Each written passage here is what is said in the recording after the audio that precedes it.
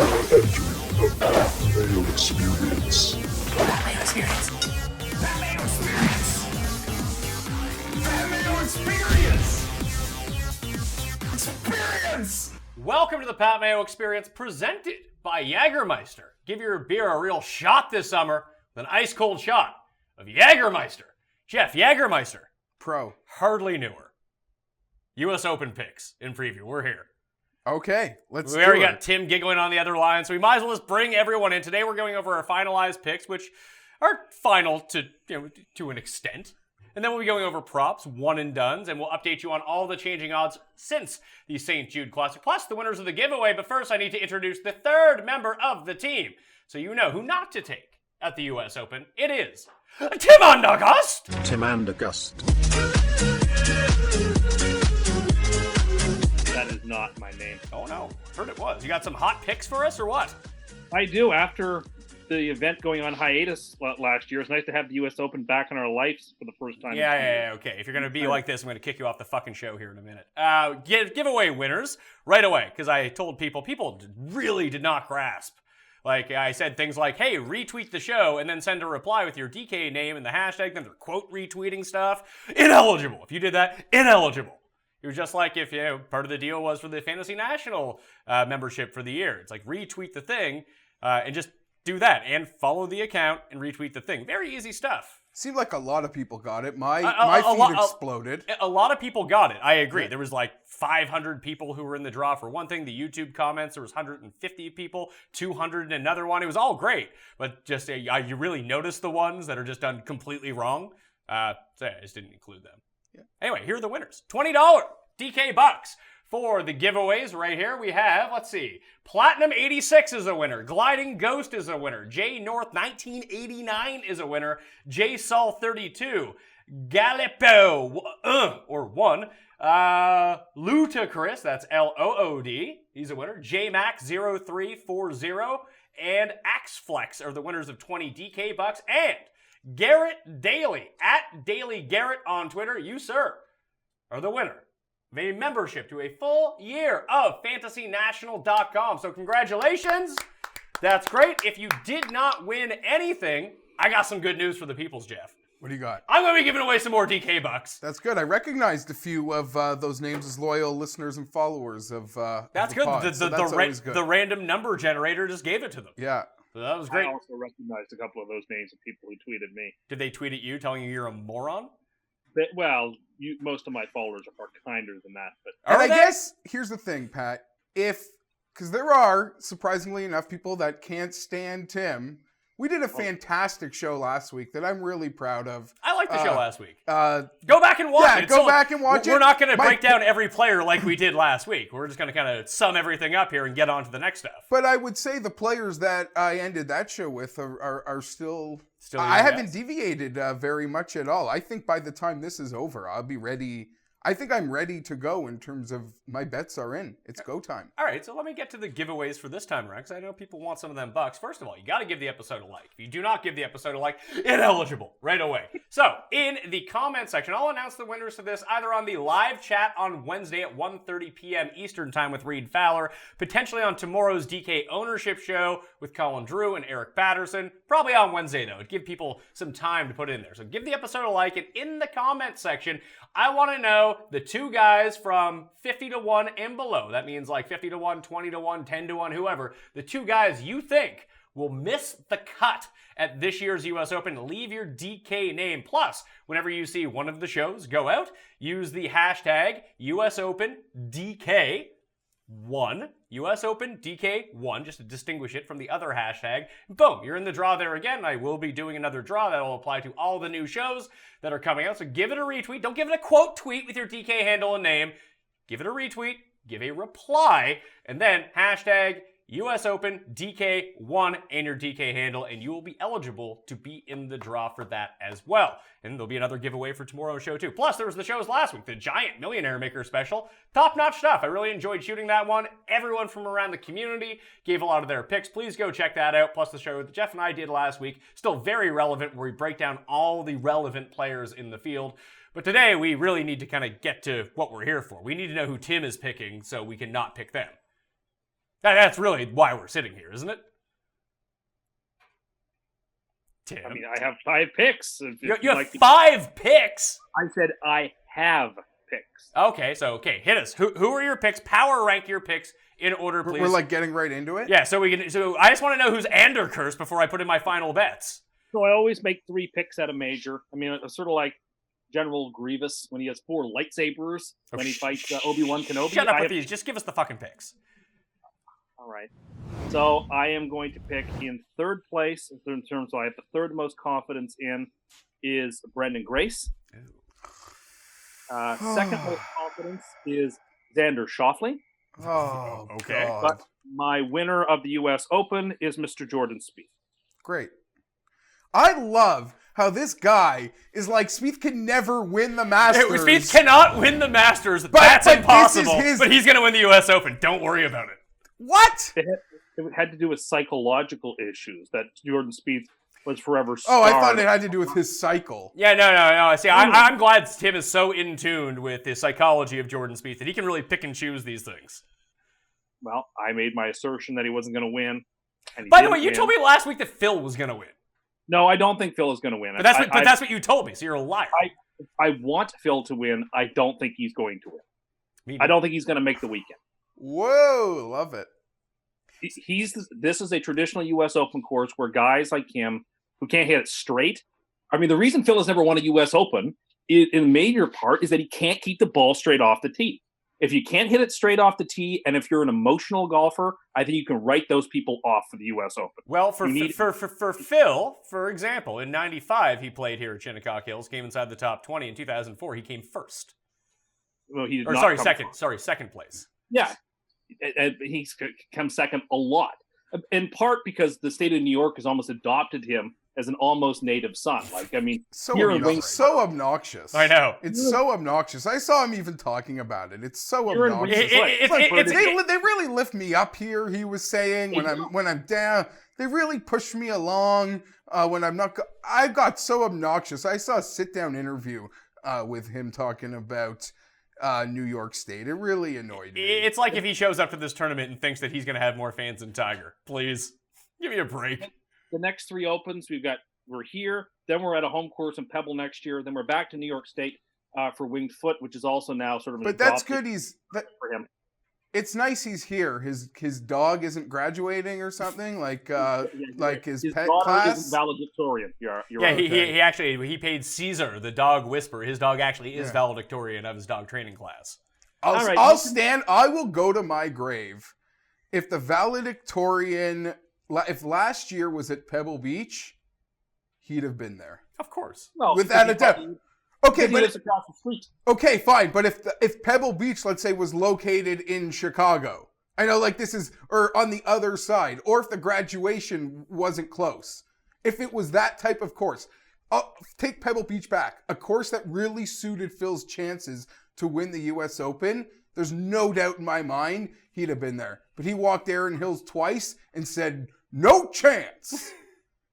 Like, he knew it. He knew it. And you could put any spin you want. You could put any spin you want.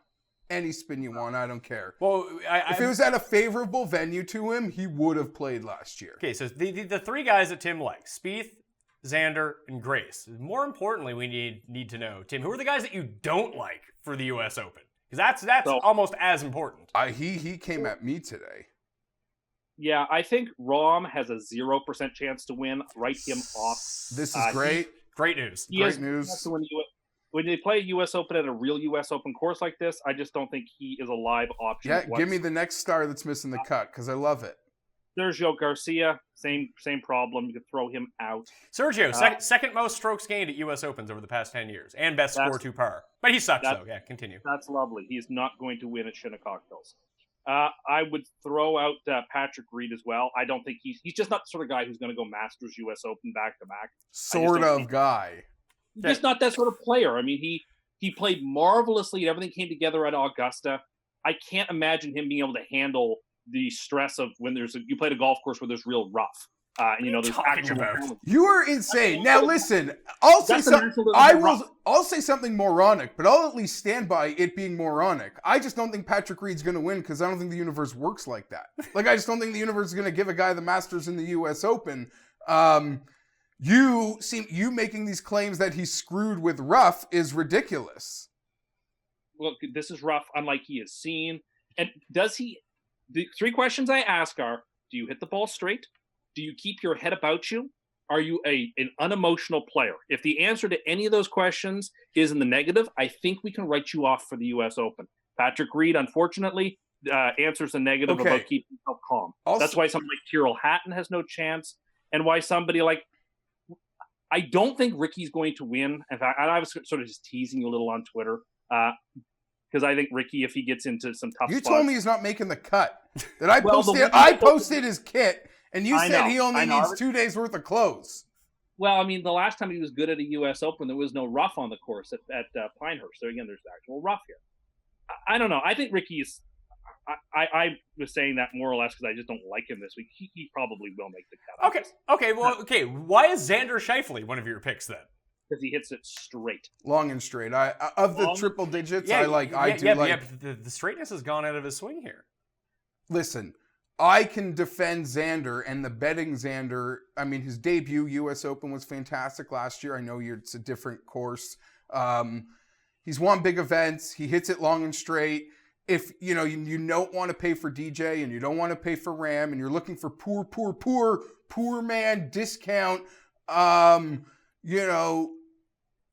skill set. about to expire, like 50% off, 100% off. There's some guys in that 100 triple digits, and Xander. If someone says give me a handful of triple digits, I would give them Xander. I don't think I'd make him as my second most likely player to win. I mean, that seems literally insane. But as a 100-to-1 concept bet, I can get behind that. All right, I want to talk about the odds that have changed since the talk. Because DJ won on walk-off fashion, although he was winning by 4 already before he shared it from Eagle. Incredible.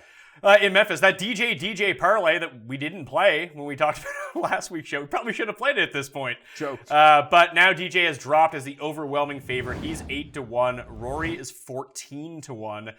Thomas and Rose are 16. Day and Spieth are 18. Fowler, Rahm, 20. Tiger, 22. Brooks, Matsuyama, and Phil Stenson are your 25 to 30 range. And then just some of the guys that have moved a little bit. Grace is up to 35 from 45. Patrick Reed has fallen down to 40. Sergio Garcia has fallen down to 50. And that's about it. You can find some other numbers. Like I found Casey 50 on Bovada. Noren is 66 on Bovada instead of 55. Although Bet365 is offering a top 8 each way. That's why you're going to see. And it's one of the reasons I took a stab at some of the longer guys on this list. Normally I wouldn't play a lot of like long shots at the US Open, but if I can each way it with the top 8, it still made more sense than play like the worst odds for a top 10. The odds this way, even with the bet on it to win, which could give you some hedge equity as it came down to it, we'll see, but it's still just beneficial to take the top 8 and move along my way. But anything surprise you from there? I think Rahm's odds will drift. He's 22 on Bovada. He's 22 on Bovada, and if you're in Will Hill and you can boost, you can play him to 25. Okay. Even. I think he'll get to 25, unless like an overwhelming amount of support comes in on John Rahm, which I doubt it will. Because I think a lot of people feel like Tim. They're like, oh, John Rahm can't play well at a U.S. Open. Too emotional. He'll freak out. Come on. The only reason he did that last year is because he was Andercursed. John Rahm's had some fantastic results. He's been calm. He even acknowledged after the Masters that he felt calm. It was something he really worked on. I thought we saw it at the Masters. And I'll say this. It was exciting to get Dustin his number 1 in the world back. But John Rahm, to me, in terms of raw talent, reminds me of Dustin before like Dustin finally really broke through. And Dustin is... I'd say Rahm is 8 years younger than Dustin was at that point, maybe even more. Yeah. I mean, Tiger's still there. He's treading water with the same number. Brooks is down to 25. But nothing really changed. I feel like Rose is going to get bet pretty hard. He's down to 16, but like statistically, when I broke it all down, whether it's short-term form, whether it's long-term form, the two players that do rate out the best, DJ kind of threw a wrench into that by playing so well this week. But Justin Thomas and Justin Rose were the two guys. If you look at past 12 rounds, if you look at past 100 rounds, if you look from 2012 to now, those are the two guys DJ's third. And I'd say this, DJ, I mean, the number dropped obviously after the win. I'm a huge DJ guy. If you can lift that US Open trophy for a second time, I would be a fan of it. But to me and my relationship with DJ at this point is he's kind of unbettable. And I've made this joke before, Pat. Like, there were so many breakthroughs. Like, even think of having him at like Whistling Straits at like 55-1. And even when he finally won at Oakmont, I still feel like it was like 16 or 14. It wasn't a short number. But Dustin Johnson, how do I put this? In the context is he's like that girl that wasn't the prettiest in high school. And she was my friend in high school because she wasn't like, cheerleader. Like, she wasn't like top of the class pretty. And now that we're so much older, she's really like blossomed to one of the most beautiful girls from class. And she's like a supermodel now. And while we still have what we had, she's in a league that I can't compete with anymore. Many people who went to high school with Cust feel exactly the same way about him. I'm sure they do. He is just, everyone should be worried because the putting from like that 8 to 14 feet was out of this world and the iron play was just fantastic. There were a lot of drives that were a little shaky for Dustin that could be real trouble at the US Open, but sort of like I should say Rahm is we're just sort of taking the discount version. We could really regret that next Monday, but both of them, I feel, even when it goes a little haywire, they'll hopefully be able to just flip it around greenside and get out of there with 4. Well, that's one of the things that I was looking at, and I discussed this with Leone and Raza, was you want the guys that hit it long and hit it straight. However, the guys that hit it long do have the advantage that if they do miss the fairway, they end up in this like crippling rough. They're still a lot closer to the green than Brandt Snedeker is. It seems like at some points it'll be hard to hold the green even from the fairway. Yep. Usually length matters the least at the U.S. Open. You think of past winners, Graham McDowell, Jim Furyk, Jordan Spieth, guys who don't pound it off the tee, but win the tournament. Of course, length always matters, but of all the majors, length is probably least relevant at the U.S. Open, which is weird because they usually set it up so long. But those two things don't tend to correlate with the champion. See, I would think that the Open Championship really kind of goes away with driving distance. I think there is a distinct advantage to hitting it long at the U.S. Open. You would think so, but other than Johnson, who was the last real Brooks? bomb? Brooks won last year. Oh, didn't exist. Oh yeah, in Tim's mind, that's not a real tournament. Didn't happen. Yeah, okay. And then the year before. Well, that's a putting issue. That was bad. Well, yeah. And let's not talk about Jordan Spieth like he's Jim Furyk off the tee here. He's not, but he is not a long hitter. But I feel like again, though, me and Pat, we do this. Someone might be watching this for the first time wondering, these morons aren't giving Justin Thomas any credit. Justin Thomas is the best golfer in the world. He's actually not. He's now the number 2 best golfer in the world. I know, but you can make the case that... Then why didn't you pick him? Because I don't think he's going to win this week. At the 3 hardest courses over the past year, he's won all 3 of them. I have this question. Where did he win for the first time in North America last year? Because I know he won overseas, and then he won in Hawaii. Well, that's North America. Oh, sorry. And then when was his next win? Was it before or after the U.S. Open? It was after. I believe it was the PGA And then he went on that crazy run. The PGA Championship was only his 3rd win of the year? No, because he won swing season. Yeah. And then Hawaii, and then he won 2. Hawaii, that was 2. And then he won again? I'm efforting this because I'm just trying to figure, because that U.S. Open round like almost changed everything about him. Yeah, but he didn't win from that point on. Yeah, he won tournament of champion. He won twice in Hawaii. That was the thing. He won back-to-back weeks. But then he didn't win all like regular season until after the U.S. Open. Yes. Yeah, he didn't win until the PGA Championship. Then he won the Dell Technologies. Yeah. And then he won the CJ Cup, which was an incredibly difficult track over in South Korea during the swing season. Then he won Honda. And I say this a lot, but I never thought that, if it plays to close to even par, a year ago at this time, I never thought in a million years Justin Thomas could win that type of tournament. That's fair. I didn't either, but look at us now. Look at us now. Like my point being made, like I thought he could win big tournaments, but I thought those big tournaments would be when the scores were really low. That's Put it this way, if I wasn't bad at this and like constantly recommended people who lose to win tournaments, Justin Rose and Justin Thomas, like if you were just making 2 bets, I think those are the 2 bets. Like if you just, like, because I'm going to be playing guys that are like 200 to 1 because I'm like that and then I'll just lose. But if you just want to make 2 bets on this tournament, Thomas and Rose at 16 to 1 are pretty good bets. I would go the other way, and I would flip that to say, and I'm not taking Thomas. I have another guy, but I would argue Thomas and Rom. Wow, because who's got the winning numbers? Justin is winning at what, like a 19, 20, 22% clip? Mm-hmm. I know it used to be flirting with 30, but it's been a while since Honda. It's been a couple months. Rom quietly has an interesting clip of like that flirts with 11, 12, 13%. Yeah, he's one. And I would argue that they've got the 2. Dustin can sort of be his own animal, but after Dustin, I would say they might have the highest wins per event entered ratio going. Yeah, probably. So that would be me. Now, instead of Justin, I'm a sucker for my boy. Engagement swag, I don't know how that's going to work out. But I think Ricky, I'll take it. I mean, I know you don't believe he's going to win, but I really do believe the course suits him. To my understanding, he's been doing a lot of prep.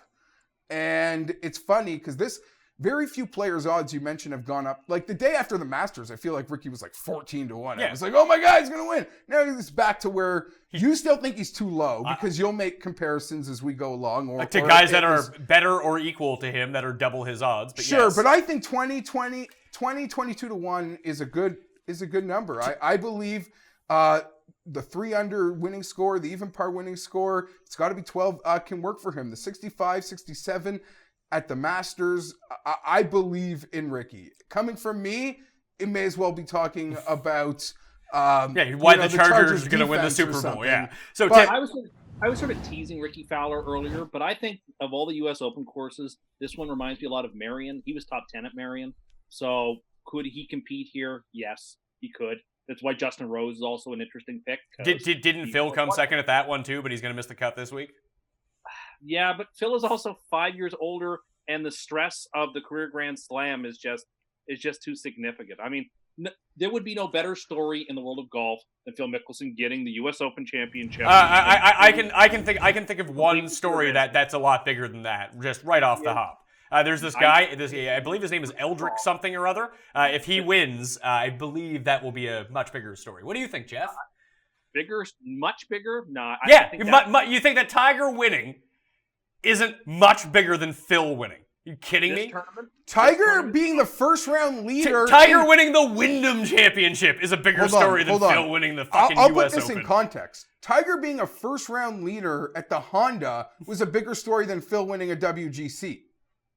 So I don't even think you can that compare. Actually wasn't true. There was a bunch of people who were pushing that BS story No! the next week after Phil won. It's And not! those of us who have a head on our shoulders pushed back against that abject nonsense, and we carried the day. I'll say this. Tiger winning, story 150%. As Tim would say, definitive gap. Everything else. Everything, like definitive gap to like 40 spots. 41 Phil Mickelson. And I'm not saying there's people at like in the 20s and 30s. There's no one. But there's like not a next guy in terms of big story. I'll give you second biggest story Phil winning. Yeah. Biggest story by far is Tiger. But definitive gap. Oh yeah, for sure. It's not even close. You know, using definitive gap against you feels good. It is. It's been exactly 10 years since Tiger won a major. Exactly. Just making it an even bigger story. You know, Dustin finally caught him in career wins since 2008. I saw that. At 18. Which is So crazy that's to awesome. think. Yeah, I know, right? It's Crazy. just crazy to think how good Tiger was. I know. Because he didn't really even play for like 5 of those years. And Dustin has an incredible win per year streak. Yeah, it's been going since like 11 years or so. Yeah. So some incredible, even while he was a loser to most of you, he was still winning. Before we get I didn't get to win. It's just the problem with Dustin. Of course, history's pushing against him this week.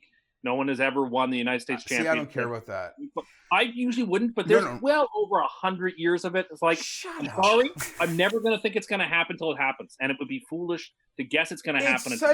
I'll say this about Dustin, as someone that's got no action on him but loves the guy. That doesn't make me any less scared of him. I think that's kind of blown out of proportion. I don't think, for the most part, elite players play the week before. What would scare me about backing Dustin, and it's really only one thing, and maybe it catapults him, is the Thursday Friday Tiger pairing. That doesn't concern me. Okay, but that would concern me more than the stat that Tim brought up. Well, Tim didn't give you a stat. He just made some sort of... Well, no, it's a fact. He just made some sort of anecdotal thing that actually means nothing.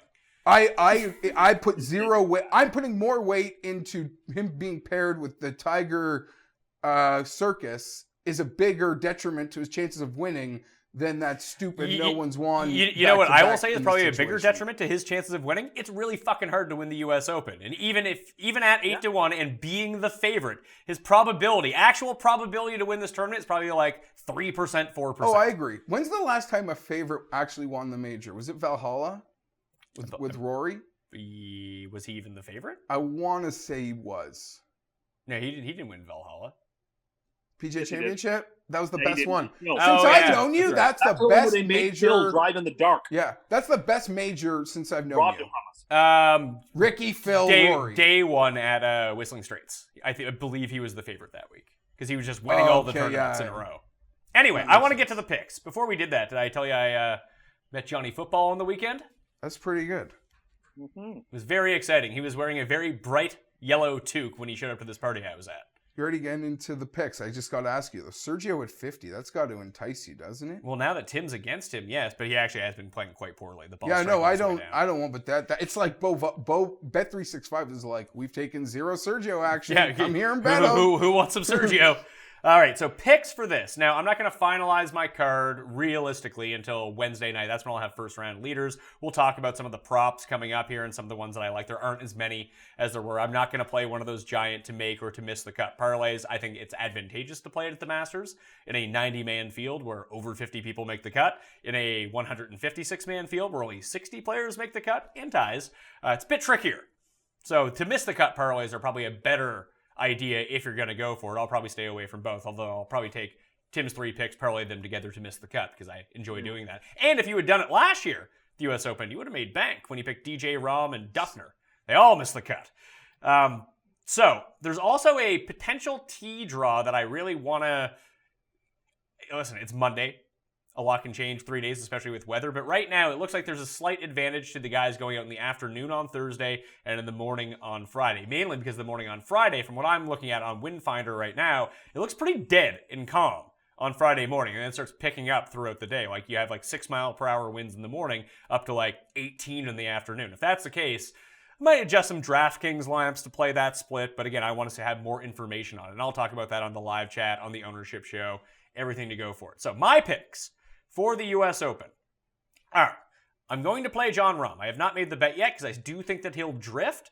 22 is the best number I can find right now. I'll play it at 22. I'll play it at 20. I want to see if he can get down to a 25, and then I'll hit that. I have that Rory parlay from earlier in the year. I got him at 40-1. Just keep it with that.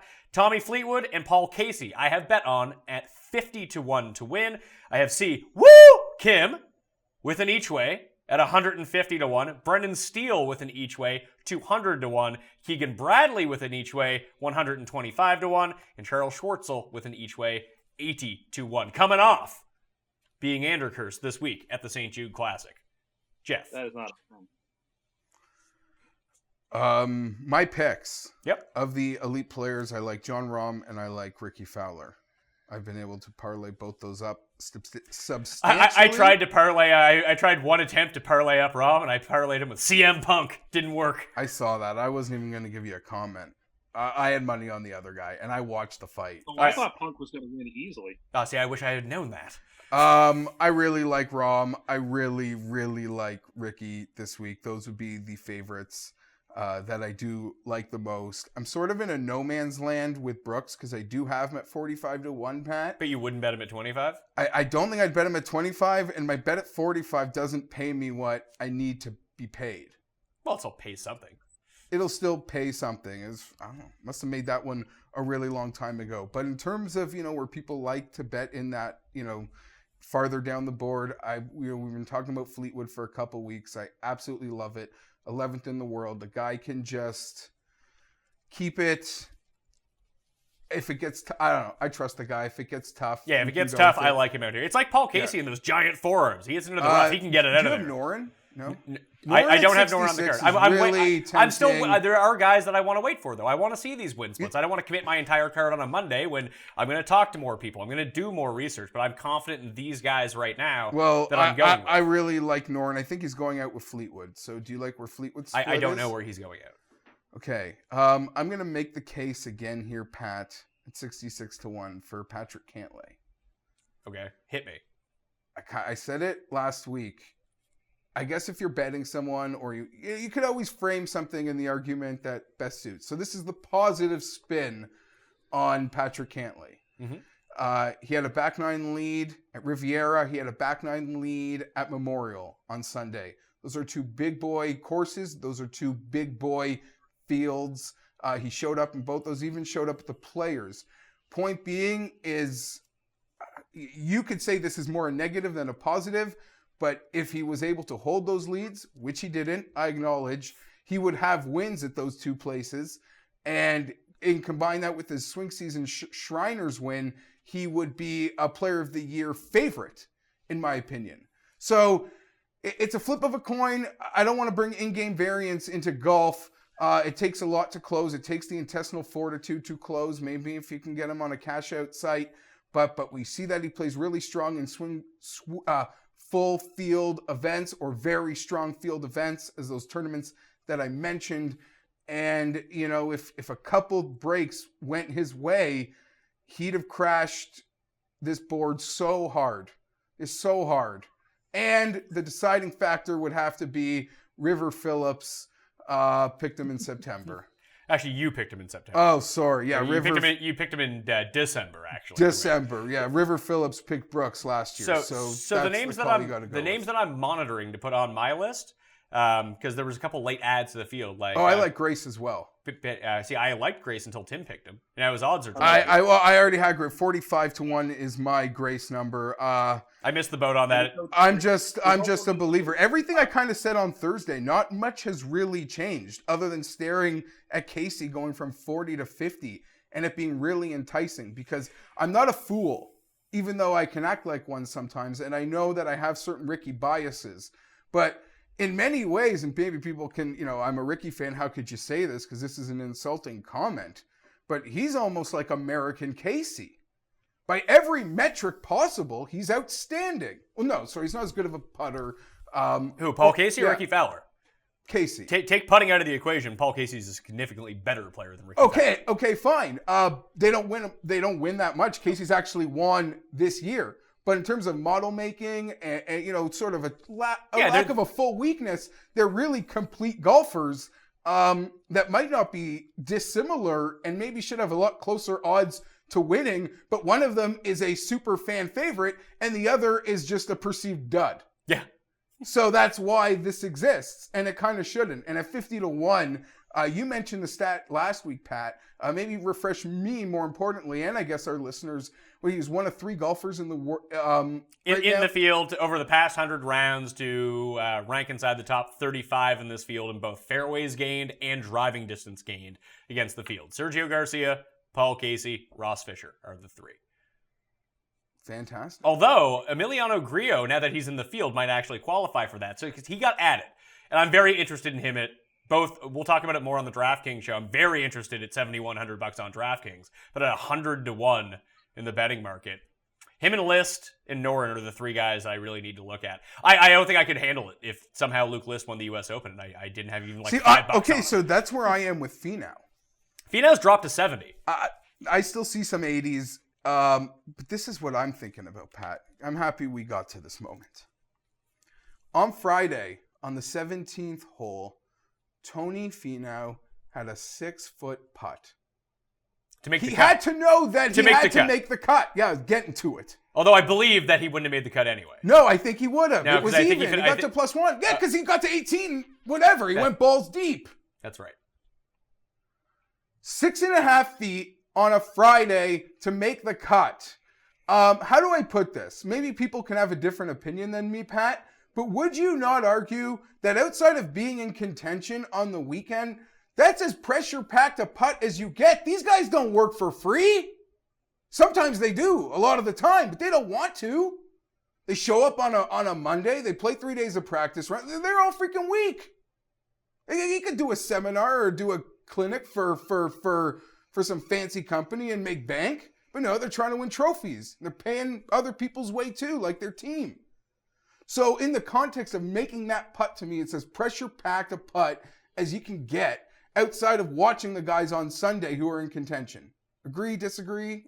I mean, yeah, it'd be different types of pressure at the U.S. Open, I think, especially like But my winning a point major. being is like, that's not good. Well, he's not a good putter. I know. I don't think it's the pressure that got to him. I think it's the fact that he's a shitty putter. So, got to but him. if he can't make the 6-footer to make the weekend at Memphis, you got to hit, how many of those you got to hit for par? The winner of this tournament He's gonna hit them. Is going to hit them all week. And when we get to Sunday, Joe Buck, Tim's boy, is going to make a comment that the guy in first place is 32 or 32 from this distance this week, or something like that. I bet if you're gonna just But I'm just saying. So okay, you're in that but, Luke, but you know it's what? the same as Luke List. He's just a Based little more on what you're talented, saying, right? and here are the guys that you should be picking. Then let's just take short-term putting, guys who make these putts. No, 'cause those Phil Day, Braden Thornberry, Patrick Rogers, and Cheston Hadley. Those are your picks. Firstly, say that Day has to stop saving par. I know. Because the moment he stops saving par, he might flirt with an 80. Because no one's gotten up and down and saved him. I mean, listen, he's won a couple tournaments. He won a trophy during this run recently. But oh my God. I mean, he's been doing like almost the complete opposite of Spieth. Yeah, he makes My everything. logic in picking Spieth was that if he gets his flat blade going at all, he can't be beat. So I know he has had some struggles this season with his putting, although 2 of the last 3 majors he's been in super contention to win. Of course, won the British Open. Like, he's still one of the 3 or 4 best players in the world. If he can get back a spark of his putting, he'll win. That's why I'm picking him. How do you feel about Bryson? Because we didn't even bring up Bryson. I have abiding sympathies for Bryson, but I think he's got the right type of mindset to win, but he hasn't been challenged in a lot of in major championship situations much in his career.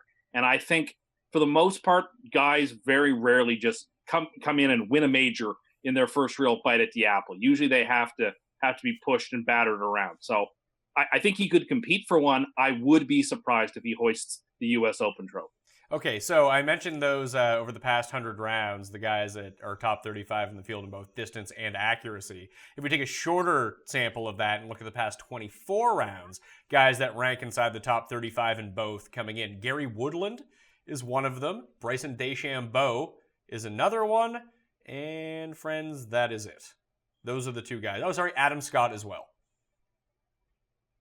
You want to take Adam Scott? My thing is with Scott or List, it's like, do I really want to have a guy I've picked to win the U.S. Open on the Sunday, even if he's in competition, who I feel is going to miss every single putt he steps up to? Like, I don't need that type of, like, heartburn. Yes, I want a guy at 100-1 who's in contention. That's just true, like yeah. I had Fleetwood last year at 125. Sure. Like, yeah, I do every time. Sure.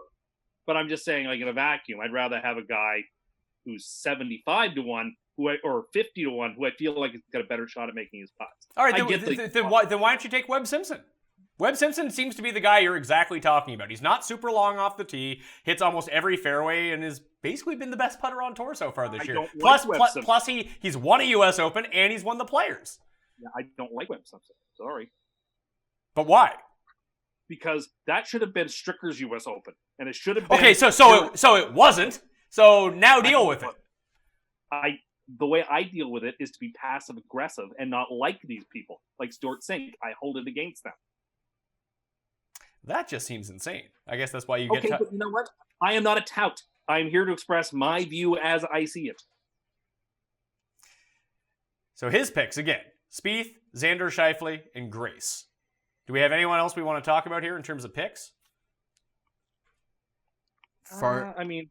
I have some deeper guys who I think. Yeah, deeper. I don't know if we talked about Tiger enough, or we just did it. No, we talked about Tiger and Phil enough on the first one. No mention of Yeah, I got to bring up a name. This. Oh, this yeah, you pains know what? me. I actually did bet Keimer too. I have him at 175. I bet him like 2 weeks ago. Do you know who's Just on the off chance you run into a Keimer week and then he'll roll. Yeah. Maybe this is more for DraftKings, and this guy doesn't need a DraftKings push per se. I'll say this: the first guy that I'm not gonna bet, that I know I'm not gonna bet, but I think can win is Leishman. But a guy that's been sneaking into form, even though he's such a pain, to me is Louis. Louis so hit and miss. I mean, his greens and reg at Memorial were really strong, And he had a great Sunday too. Jeff Ulrich is all over him he's very good off the tee, and we know that if he gets the hot putter, he gets the hot putter. He was there at Chambers Bay. Yeah. He was never really had a chance to win, but he had a great Sunday there again too. But like, I don't know, I just feel like Louis can't piece it together for 4 rounds of these majors. Like he has 3 really good rounds, then 1 disastrous round. Like we should probably say we're doing the Cut Sweat show on Friday, so everyone tune in live to that with Jeff and I. Like Louis is going to be one of these guys that we're probably like sweating over if you take him in your DraftKings lineup. He's going to be right on that number, and then he'll make a push on the weekend. He seems to do it every single time. Last time I looked, though, Shinnecock Hills is located in America, so I will be not picking Louis these days. It's not a terrible idea. Like, in a couple of years when the British Open goes back to St. Andrews, he won't be the favorite, but he should be, and you'd be foolish not to bet him. But I'm not going to bet him here. He's the favorite. He's not going to be the favorite, but he should be, is what you're saying. In 3 years when it goes back to St. Andrews. Do you know who's going to be the favorite that day? John Rahm. He won it in 2010. I'll bet you anything. John Rahm will be the favorite at the British Open in 2 years. I have no doubts about that. Or Bryson. Or Patrick Cantley. Nah. I'm annoyed at Cantley too. He hasn't played since I picked him in one and done, and I don't like the way he responded when I picked him. What about guys like Jimmy Walker and Okay, Snedeker? so Jimmy Walker is triple starred, as is your Steele. I think Steele's too deep at 200 to 1. He's another guy who can't putt, but listen, now we're going to triple digits, and in some place Fino at 80. I don't know who, but I'm just saying, when I'm playing bombs or recommending bombs, it's this type of guy. And Jimmy Walker might peak that list as well as Xander because Walker's been playing well. We know he can play in the wind, has a great win history record, also being a Texas boy. Has won on POA. Has won big events. Someone posted, he's a top-ranked POA putter. I think top 10 overall POA putter on tour. Can hit it a mile when he's got that driver going, so... And he's played consistently enough recently really that well. It seems like he's over the Lyme disease. Okay, that's sort of where I wanted to fatigue. go. He's played... his current form, if you look at his recent results, is really so strong that I'm almost completely discounting the last year, up until this recent form. He acknowledged what he was battling. It clearly, whether mental or physically and mentally, took a lot out of him. But he looks to have his game back. And at this triple-digit number, he is my favorite player taking home triple digits. Okay, so per the short-term last 24 round statistical model that I ran from FantasyNational.com, here's some interesting names from down the list that kind of pop out. Griot is actually 6th ranked of anyone in this field. That's how well Griot's been playing recently. I think I've bet him every tournament since he's come back from India. All right. Well, it hasn't worked out yet. Maybe it works out this week. But so I thought he's a longer shot. But why? He's still playing well. No, my worry, because I did bet him. Where was it last? Memorial, and he played fine. He played fine. Yeah. I'm just the putting was so hot. It's did he miss his window of scorching? I'm kind of with you on that. But for your each way, he's a triple digit right now. Kyle Stanley is another one that rates out really highly, and he plays into the Tim scenario of he's a shorter-ish hitter who's just going to hit every single fairway, and he dominates par fours. He's 9th in the field right now over the past 24 rounds in adjusted par 4 scoring. So he's up there. List always rates out really well. Steele rates out really well. Hadwin and Walker, Keegan Bradley, and Ian Poulter are the other long shots that rate out really well. Other mid-range names, Scott, Norin, Spieth's up there. Cantlay is up there. Stenson's actually top 5 in this model. We haven't even mentioned his name once across the 2 shows. I think that's worth noting. Although he is the favorite as top Swede. Well, I mean, it's either him or Norin, so... Yeah, I like Noren this week, not Stenson. I don't know. just seems like you're going to. I don't think I want to be laying minus 175, which is what I think Stenson is to be top sweep. I don't like those. Versus who? Against Alex. Thank you. He's going to hit every fairway. Well- Number one in fairways gained. Who else rates well in your par 4 scoring? Because, I mean, that is where U.S. Opens are won and lost. Number 1 and 2, Henrik Stenson and Patrick Reed. Okay. Fair enough. And then it's DJ, Rahm, Rose, Justin Thomas, Hideki, Bryson. Makes sense. I mean, those are basically your heavy hitters, so that makes a lot of sense. Yeah, like Patrick Reed, the guy who can't make the cut, according to you. I don't think he's going to make. I'd say he can't make the cut, although I don't think he's going to. I just don't think his countenance and his approach to the game is well suited for the U.S. Open.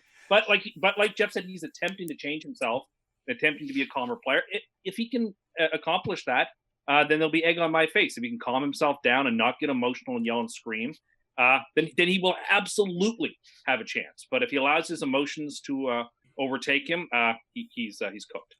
So I think you bet Grace at that number, and now he's down to 35. Should I be looking at Reed at 40-1? he's being really not talked about at all. His you watch him scramble. Even he's still putting everything from a bad spot to right by the right pin. next to it. Yeah, and he's putting well that's right what you're now, gonna have to do here. And Tim was just ranting about Rahm. I'll say this: I feel like Rahm gets most angry when he's not making birdies and everyone else is. As crazy as it seems, because it's like tougher here, I believe that might actually keep him more in check. Listen, If that makes any sense. Like, because no one is, as long as you're not like blowing up, I mean, someone could go off, yes, and run away from everybody. But my thing with Ram is I know Ram, like computer Ram. I think he gets his most frustrations when he's stalling at birdie parties. Because you know what? I know. I get what you're trying to say. I don't know if that's true or not. I just think when he's playing poorly, he just starts freaking out. Or if he hits a really terrible shot, and like we saw last year at Aaron Hills. But like everyone's holding him missing the cut at Aaron Hills last year because of what they remember from him, like yelling and throwing his club or whatever. Dustin Johnson missed the cut at Aaron Hills too. But apparently that's not. Don't worry about that. He's definitely gonna win this year. How many starts did Dustin have? When did Dustin come back from the fall down the stairs last year? Oh, I don't remember. Was it the U.S. Open? I feel like he played before that. He played the Players last year. I'm just trying to figure. I believe it was the Players. Because it's almost like, in pro Dustin history, it's like, writing that one out. He's still recovering from the stair fall. And if you do, in that logic, want to write one out, he's got a 1 and a 2. Just like when he didn't get suspended for cocaine. I love that guy. He's the man. But everyone is the only case that people have against Jon Rahm are purely narrative based. That's it. Sure. Like they're not really grounded in any sort of real logic. They're just interpretation to how you feel about it. Again, this is Tim living his truth instead of actually looking at the truth of everything. Yes, I appreciate there are people who like to think the word narrative means fanciful, but actually the word narrative means it's telling you a story about things. Yeah, but you're just creating a story. It could be anything. I'm not creating a story. I'm not pretending that Jon Rahm acts very petulantly on the golf course and yells and screams. I'm hoping that he can get it. Listen, there is going to be a multiplicity of times this weekend where you hit a good shot and you get a bad bounce and you get a very unfair lie. And you either have to just take a deep breath and say, that's how it is, or you can yell and scream and be very upset that you hit a good shot, but the USGA is being goofy because that's what they like to do and have put you in a bad spot. If you can overcome those things, overcome yourself, I mean, he'll do fine. If he cannot control himself, if he's angry and yelling and screaming and fired up, that's a recipe for disaster at any U.S. Open.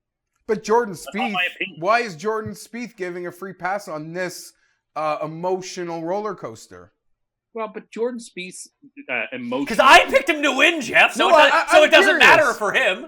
Because last time I saw Jordan, it was some of the worst behavior I've ever seen out of him. Where people who like him were even having to call him out. I call him out constantly. I don't like his But you just said emotional guys that show like that type of thing doesn't work here, yet you pick him to win. But Jordan's anger is... First, it's not as fiery. It's more whiny than it is like angry and fired up. I'll give you that. It is very whiny. Like my 2-year-old. And he takes it out by like taking extra time on shots. but he's also a U.S. Open champion. He's won 3 majors. Like Rahm actually gets mad at himself. Jordan Spieth blames the ball. Like I appreciate John Rahm is ranked, I think, ahead of Spieth. He's not the golfer Jordan Spieth is. Jordan Spieth's a better golfer. I completely agree they're not the same golfer. And history, I think, will have different stories. Well, from this point on. They're both young kids, and Spieth has already got 3 major championships tacked on his wall, and Rahm doesn't. So I mean, it's unlikely that Rahm will ever catch him. Jordan Spieth is one of the greats of our era. And people, I mean, I don't really like Jordan Spieth either, which is annoying that he's going to be, one of the greats. Worst case scenario. 1 would be Spieth winning. 2 would be Phil winning. For me, that's my personal. Everyone's got theirs. If Phil is winning, I'll have to delete Twitter off of my phone for Sunday. Well, I mean, you wouldn't even know how. Yeah. Also, many people think that you should just delete Twitter anyway until at least you come up with some new takes. I bring the funny, so I'm not. You don't. You've been bringing the same funny now for like 2 straight years. It's the same thing every single day. Yeah, well, most comedians when they go on the road don't have a different set for every city they go in. So now you're calling yourself a comedian? I've always thought of myself as like a failed stand-up comedian. That was in some ways my calling, but I never written that made it happen. / never tried to make it happen. Well, I haven't had the opportunity. I don't understand the hatred for Phil this weekend. No, I'll give Phil this. This is his best chance to win the U.S. Open in, I want to say 4 years, 5 years? Maybe. 0 chance last year, 0 chance at Oakmont. Chambers Bay got ejected. What was before that? Pinehurst? Yeah, Pinehurst he didn't. And then what was before Pinehurst? Olympic? Marion. That was the last chance he had. Oh, wow. And Justin Rose took out the driver and chipped it. And he hit that great shot to even get there. Yeah. All right. I want to get to one and done picks because we all have to make our one and done picks for the week. Who did I pick? Can't remember who I picked. Geoff, you pick first. I had Uline last week. Speaking of which, have the books pushed him over 100 to 1 yet? Because last I saw he was 100 to 1, and that seemed ridiculous. Uline? 150 to 1 right now. Yeah, 150 to 1. Same as Siwoo Kim. I'll take Siwoo Kim head to head against Peter Uline. Anyway, who are you picking as your one and done? You're not picking Peter Uline. No. You just used him. I don't know, honestly. I don't know who I've used in our thing. Just pick someone. Patrick Cantlay. Patrick Cantlay. Tim, who are you taking? Jordan Spieth, the 2018 U.S. Open champion. And I will take, I suppose I should take someone that I bet to win because that only makes sense. Have I used Tommy yet? I'll use Paul Casey. Because I've used Rahm. Although in the big one and done, if I have Dustin saved, I have him saved. I almost pulled the trigger on him last week and I really should have. It was stupid not to. No one else had him. He was the overwhelming favorite. Should have went there. But I'm an idiot, so that didn't happen. You guys want to talk about some props? We can. All right, so what props did you see, Tim, that you liked right away? Well, I mentioned top Swede. I would be fading Stenson. I just think... So Noren is plus 125 in that bet. Yeah, I would play him there, at plus 125. Okay. Another one that I liked in terms of top continental European. I rather like Rafael Cabrera Bello, which means I'll also like him for top Spaniard. He's plus one. He's plus 1,000, so he's 100 to 1. No, that's 10. That's 10 to 1, sir, isn't it? Sorry, yeah, 10 to 1. Sorry, to be top continental European, which is pretty deep, but I like him there. He's speaking your language now, Geoff. You love Rafa. I'm a Rafa guy. I'm trying to think if that line makes sense. So the odds for that are Rahm 225. Stenson plus 325, Noren 6 to 1, Sergio 6 to 1, Molinari 6 to 1, Cabrera Bello 10 to 1. I think a European's going to win this thing. Yeah, but it's not. It's continental European. There's no Brits involved with this. Or Irishmen. Or Irishmen, yeah. Thank you. Thoreborn 22 to 1. What about your boy Alexander Levy, Tim? He does need a win to get on the Ryder Cup team. It's true. No, it's not going to happen. Is Bryson on the Ryder Cup team now for sure? Yes. I think he is too. I saw the updated thing. He's on it. It's 8 guys on points. Someone, a little surprising was on the European team right now. Oh, I want to continue talking about the props before we just start deviating into a completely I other... have two free money props. Okay, let's hear your 2 free money props. Is it no hole-in-one like you bet every single fucking time and it loses every single time?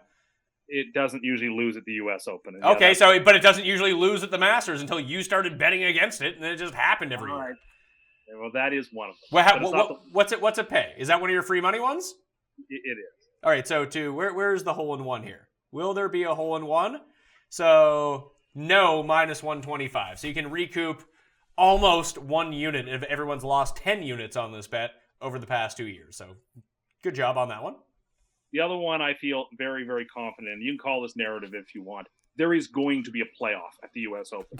That is fate. The U.S. Open decides to blow up, their tradition, to blow up the 18-hole tournament where some of the best moments in golf have ever taken place, to institute some goofy 2-hole playoff. Of course, the U.S. Open is going to be punished for this, and as they were in the women's U.S. Championship, they're going to be forced to have to run out a goofy 2-hole playoff that everyone's going to hate and make fun of on Father's Day. So just because they're fools and because this has to be stress test in order to be thrown out after 2018 and the 18-hole to be reinstated for 2019, it'll happen this year. Yes, it's plus 300. Will there be a playoff? Yes, there will be. It's been 10 years since we had a playoff in the U.S. Open. So it feels like just by the law of probability, it's likely to happen soon. So let's take it. It just seems like purely logic at this point to take a yes, plus 300, there will be a playoff. So it might be narrative. The probability says that it's due, and it's definitely going to happen. 0-0 on the roulette spin. No matter how awful a playoff system, a 2-hole playoff is for the USGA, Tim, fewer people will make fun of that than will make fun of you for just saying that. Gee, I'm really worried about that.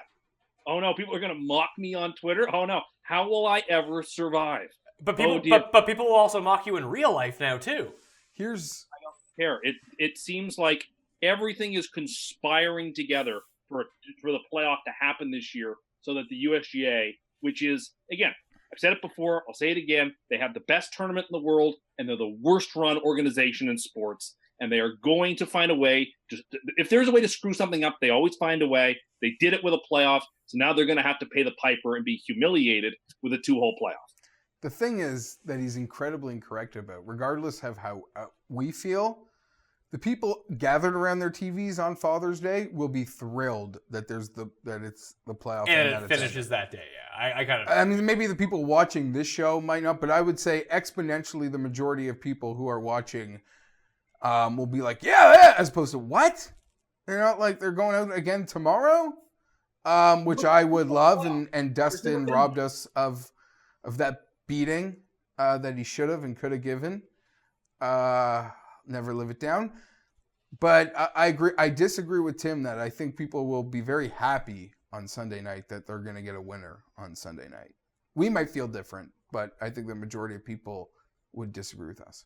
Yeah, I mean, there's only a certain type of person that really wants to tune into 18 holes on Monday because they can't even watch it because they're at work.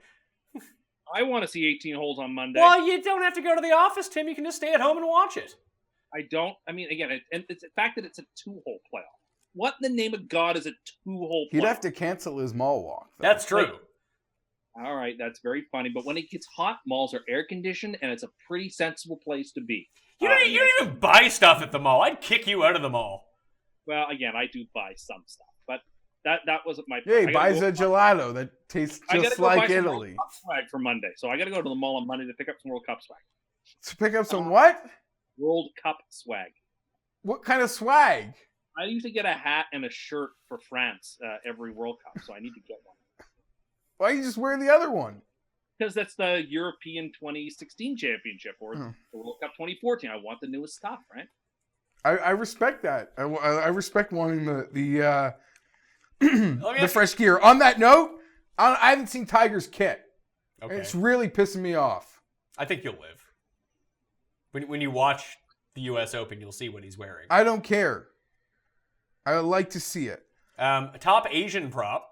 Hideki's the overwhelming favorite. Then On has pushed everyone back down. So Hideki's plus 150. On is 4.5 to 1. Appy Burnrat is 6 to 1. See, 7 to 1. They got like Hao Tong. And then Sharma Kadira and Sungjae Im are all 14 to 1. If you I'm all in on Hao Tong for this one. just like you were at the Masters. Yeah, and listen, we saw him at the British Open. He played great. I'm riding that train. I think Siwoo's the play here, 7 to 1. I'm betting him to win, so I probably am not going to play that. That fits that category of, gee, I'm glad I have this guy who can't make a putt. Played on Sunday, who'll give you heartburn. I mean, I watched every one of those putts that Siwoo gave away. What tournament was it that he gave away? Just let's move on.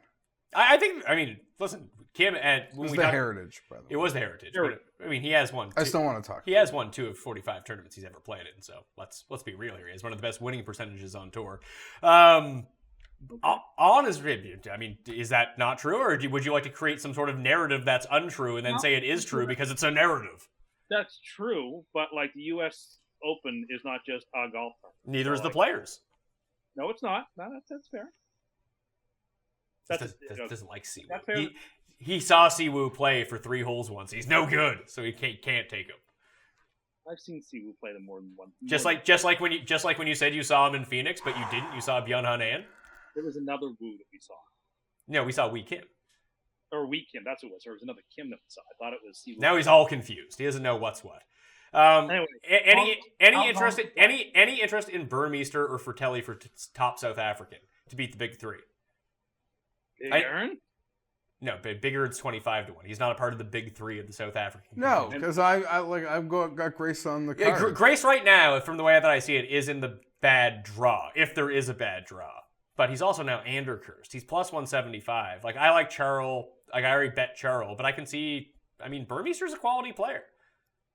It's 10 to 1. South African is not on this list who was denied a USGA exemption. Who? Retief. I thought Teef qualified, which was really weird. He didn't qualify. He requested as a 2-time champion, and it was denied. So the idea that next year Tiger will get an exemption. If he doesn't qualify in his own in 2020, probably won't. That's the signal we talked about this on the last show, but did you hear what he said, Jeff? He'll get an exemption next year if he doesn't. There is no tournament in history that if he can be exempted into, that they will not give Tiger Woods an exemption. They won't just keep doing it over and over and over. I'm sorry. Yeah, they will. I'm sorry to tell you that you just have no fucking idea how this works. The USGA always makes the wrong call. So just assume they're going to do the wrong thing. You'll never be disappointed. Do you know there's a just like the Masters, there's a wrestling pay-per-view on Sunday? Yeah, I couldn't care less about that. I've decided that I'm not 13 anymore, so I just really don't care. I'm 13 forever. Like, what am I doing watching wrestling? Grace is basically free money there at plus 170. See, this is starting to worry me about Grace. Listen, the guy loves hard courses and bad conditions. It's going to be super windy, and it's going to be a super tough course. He's made for this stuff. Yeah, but you always say that he sucks. And now that you're on, yeah, you do. And now that you're on him, it's not going to turn out well for him. So why don't you really like Rose if you like Grace? Rose to me, Grace is US Open. Sorry, I bet Rose. He stole his U.S. Open. Stole it. I bet against him. That should have been Phil's. Why? Because he was 1 stroke off the lead. Because he almost won. Not good enough to win, but almost won. Of all the U.S. Opens that Phil blew, like that one someone won.